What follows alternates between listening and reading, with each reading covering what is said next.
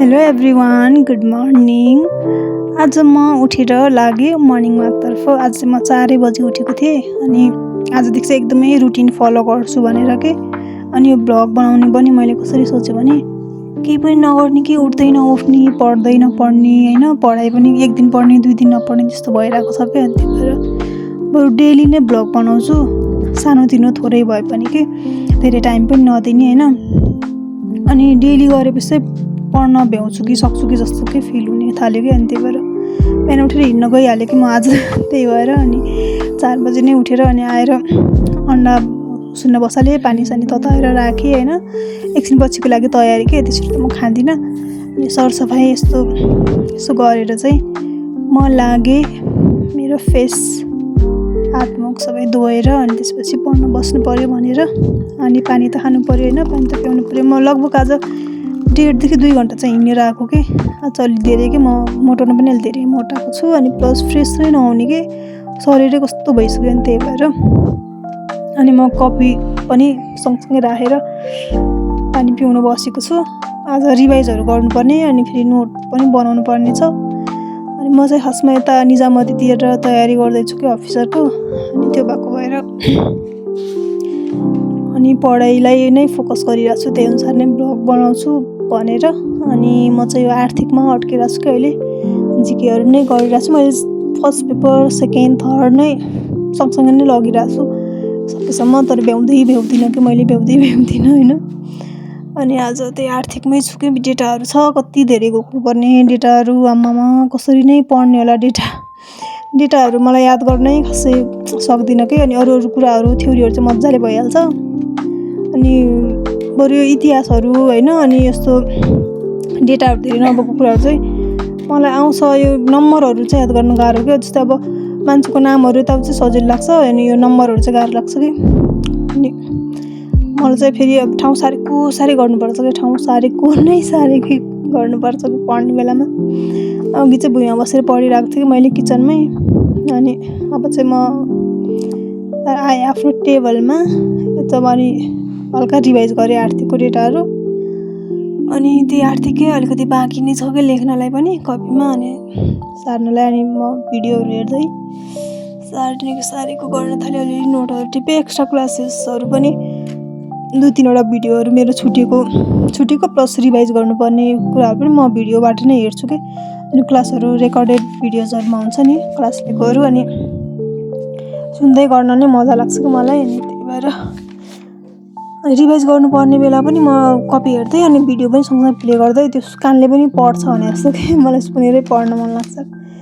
हेर्नु न यति धेरै डेटाहरू छ कि, अझै यति धेरै थपेँ मैले 2-3 पेज। अब यसलाई कसरी पढ्ने हो होइन।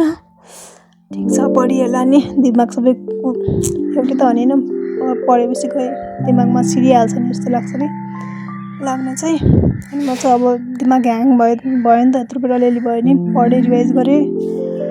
अनि म आएँ हल्का स्किन केयर गरेर। स्किन केयर त म त्यस्तो धेरै गर्दिनँ, सनस्क्रिन लाउने हो होइन। सनस्क्रिन लाएर अनि घाममा मलाई एकछिन चाहिँ बस्नुपर्छ कि। म 10-15 मिनट चाहिँ मलाई घाममा मजाले फेसलाई नै घाममा पारेर, मान्छेले अब फेसमा घाम पार्नु हुन्न यताउता भन्नुहुन्छ होइन, म त फेसमै घाम पारेर घामलाई, सूर्यलाई हेरेर बस्न मनपर्छ कि एकदम आनन्दले होइन। 15-20-25 मिनट, म त 1 घन्टा 2 घन्टा बस्न सक्छु घाममा चाहिँ, तर अब टाइम मिल्दैन नि त।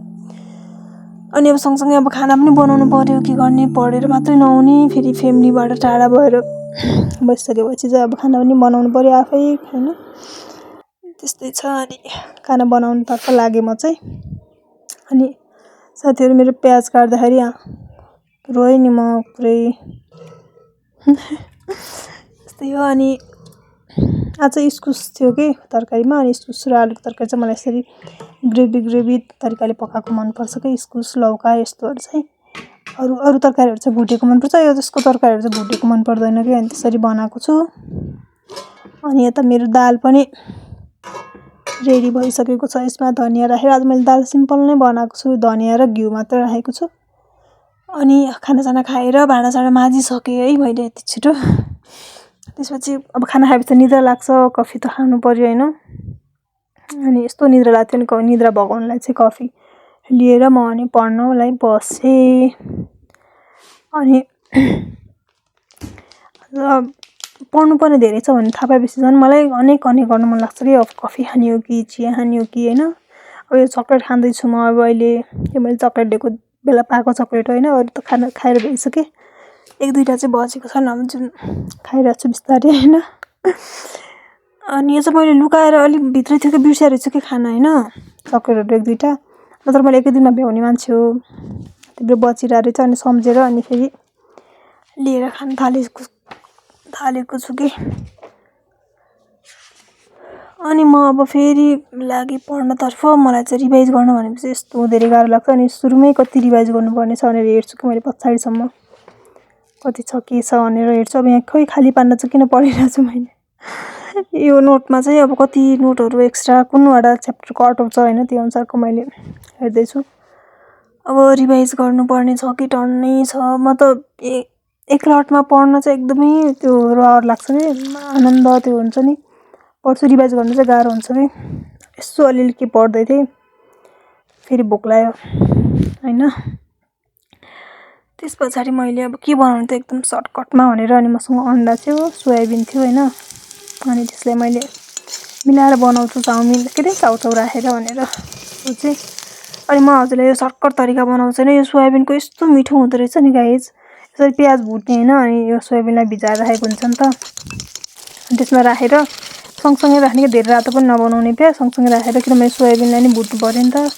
अनि मजाले भुट्ने क्या त्यसलाई पनि। अनि त्यसमा नुन अनि मसला बेसार सबै राखेर त्यसलाई फ्राई गर्ने मजाले, अन्डा पनि राखेर अनि त्यसलाई निकालिसकेपछि चाउचाउ उमालेर अनि बोइल गरेर चाहिँ यो मिक्स गरिदिने कि। अनि यसरी खाने सबै भिडियोमा आएन छ। यसरी चाहिँ यस्तो टेस्टी नै हुँदो रहेछ कि, लास्टै टेस्टी। यो सोयाबिनको पनि त तरकारी खान्छौँ हामीले, त्यो जस्तो नहुने कि, एकदमै मिठोवाला स्वाद आउँदो रहेछ कि। त्यही हो। अब फेरि लागेँ म आफ्नो टेबलमा होइन। अनि यो कपीको चाहिँ मैले भ्याइसकेँ। यसमा चाहिँ यो उहरू थियो कि भूगोलको कपी थियो, भूगोलको चाहिँ मैले सर भ्याएँ। एकचोटि पढिरहेको भएर चाहिँ सजिलै लाग्छ त्यो। मलाई गाह्रो लाग्ने भनेको आर्थिकको, फेरि म फर्केर आर्थिकमै आएँ। फेरि बिहान एउटा साँझ एउटा दिउँसो एउटा सब्जेक्ट पढ्ने बानी चाहिँ राम्रो हो होइन। तर मलाई चाहिँ अलि गर्छु कि त्यो, मलाई आज जिके पढेको भनेपछि त्यही नै हो कि दिनभरि। अब फेरि के अरे थ्योरी लेख्न छ, मलाई सेकेन्ड पेपर पढिरहेको छु भने चाहिँ त्यही नै हुन्छ कि दिनभरि, त्यस्तो गर्छु म। अब एकछिन पढेर बसेर त साँझ भइसकेको थियो, 6 बजिसकेको थियो होइन। अनि म चाहिँ लागेँ तरकारीहरू किन्न भनेर सपिङमा, ग्रोसरी सपिङमा। अनि आएर चाहिँ मैले सामानहरू देखाउँदैछु कि हजुरहरूलाई, सब तरकारीहरू अनि सलादहरू सबै लिएर आएको छु 1-2 दिनलाई पुग्ने हिसाबले। अनि 6 बजिसकेको थियो नि त, अनि 8 बजिसकेको आउँदाखेरि। अनि त्यही भएर सर्टकटमा तरकारी रोटी बनाएर अनि अचारसँग हामीले खायौँ होइन। आज चाहिँ मलाई सिम्पल नै, अब भात पकाउनु मन लागेन, त्यही भएर रोटी नै खाएँ।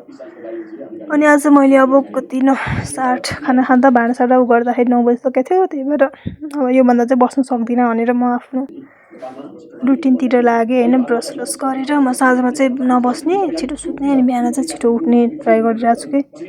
आजकल अब कति दिन लाग्यो होइन, सकेसम्म सफल गराउँछु सोचिरहेको छु। त्यही भएर मैले सानोतिनो भ्लगहरू पनि डेली राख्छु होला अबदेखि। माया गरिदिनु होला, सजेसन दिनु होला। अब चाहिँ म सुत्छु अब, गुड नाइट।